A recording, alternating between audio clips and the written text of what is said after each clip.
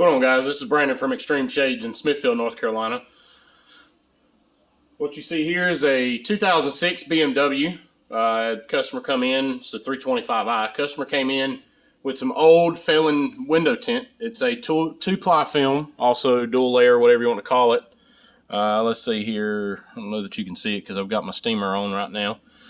Probably not. But anyways, there's some delamination going on, basically where the outside layer of the film is starting to delaminate from the top layer or the actual adhesive layer. It's also metering at around 50%. If you look there, there's some scratches from where it's not been taken care of. There is a large bubble there, probably delamination as well. This particular window, from where it started to delaminate, one of the edges got picked and it peeled up. So yeah, we're going to be removing and retinting with 40% Terraflex. 40%. Why do I say 40%? Well, that's what we're putting on it. Because anything darker than 35% in North Carolina is illegal. So we install 40%, which keeps you within the legal realm of law, because the factory glass actually has anywhere between 70 to 74% already tinted. So we install the 40%, that way you don't go darker than the 35%, which you would fail your inspection, and you could get pulled over by the police and get a $300 tint ticket here in Johnston County.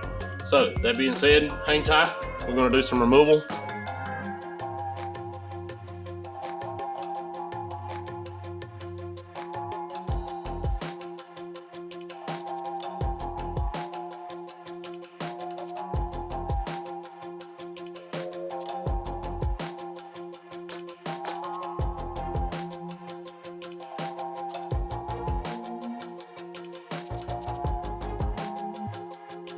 Alright, so that was fast, right? Got it all done. It's all taken off. Definitely came off a whole lot easier than I was expecting. Normally with a older model vehicle like this, normally the tint's been on there probably its entire lifespan, and it either comes off in little bitty pieces or leaves a layer of adhesive on the glass. Obviously, you saw me using a steamer. We use a steamer so that I don't have to put a razor blade on your back glass and risk messing up your rear defrost lines. There's always a chance that even then, maybe the adhesive on the film could have been a super duper strong adhesive pulling off your defrost lines, but we do our best here at Extreme Shades to make sure that does not happen. The film from the back glass, as you can tell, if you look right there, see that little line?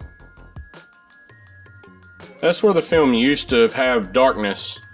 Also along the edge, if you look, used to be darker, right? So that's what we call fading issues. And basically, since the sun can't get through this black frit area, all around there, and the film was overlaid probably about a 1/16 to an 1/8 of an inch past the frit line, over time, the sun beating down on the tint here, not able, the UV rays and all the heat aren't able to pass through this, creating those lines, pretty much protecting the film itself from any type of UV damage.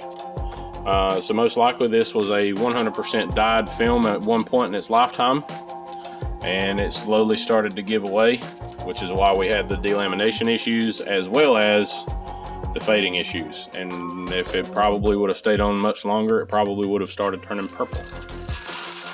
That's that. Alright, so I've got all the tint off the side windows. The side windows come off pretty much like the back window did. I did notice a difference though, as far as what the side windows are compared to what the back window is. So earlier in the video, you saw the back window whenever I put it on the pill board, big sheet of glass on the wall. It looked like it was just film that had started to fade. Well, after further review on the side windows, since the side windows don't see as much sunlight as the back glass does, these have started the process of fading and turning purple. If you notice, that wall is white, the light is white. It's kind of got a purple white-ish haze to it. But I also want to point out the fact that if you look at the top edge, which is hidden by the top seal when the window's rolled up, same thing with the side where it tucks in behind the side seal. Notice how there's a little bit of a darker line. You can really tell it on this quarter glass window, where there's a dark shaded line. But just look at that, it's purple. Starting to turn purple.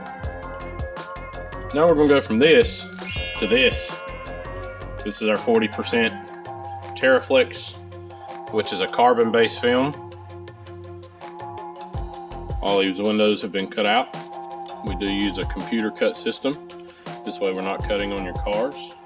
As far as your side windows, we do still hand cut back windows due to the fact of different rear windshields, and just when we do have to heat shrink your back windows. So the reason why we hand cut them is that way we can leave ourselves a little extra.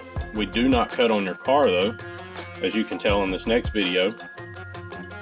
As we stated, reason why we don't use the computer cut program for back windows is when the computer cuts it out just past that dotted edge around the glass, probably around, like I said earlier in the video, around a 16th to an eighth of an inch over that black frit line. As sometimes, as you know, life happens, and sometimes there's accidents that occur. Well, we'll use a heat gun to heat shrink. Look at that. I burnt it. I burnt the film in this top edge. But it's okay, because since I'm doing this by hand as far as cutting it, I'm going to cut that off. If this had been a computer cut pattern, I would have burnt that edge and I would have ruined the film. So that being said, we do not use the computer cut patterns for back windows or windshields when we do them in 70%. There's also a misconception in the tint industry, not for window tinters, but for the end consumer. Why are you putting the film on the outside of the glass? Well, that's because we heat shrink it. Normally we use it with some type of heat gun.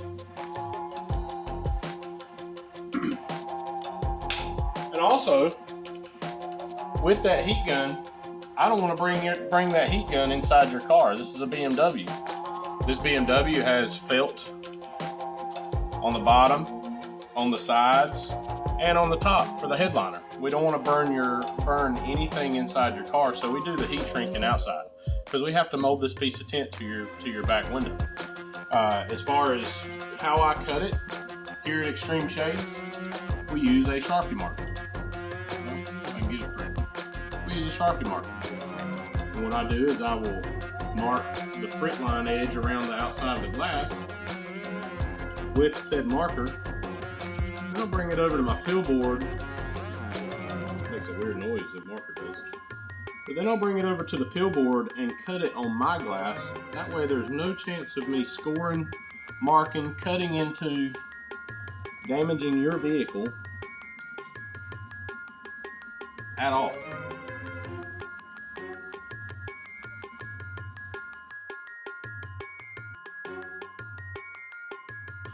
And there you have it. Again, this is a 2006 BMW 325i. We did a removal that had some old fading purpley tint. It was also put the meter on it and it metered 50%. This is metering 34.8.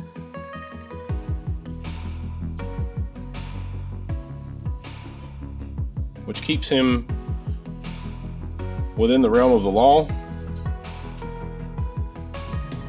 Don't have to worry about the police. Don't have to worry about inspections.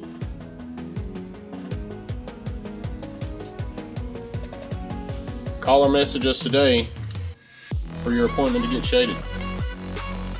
You'll have a good afternoon.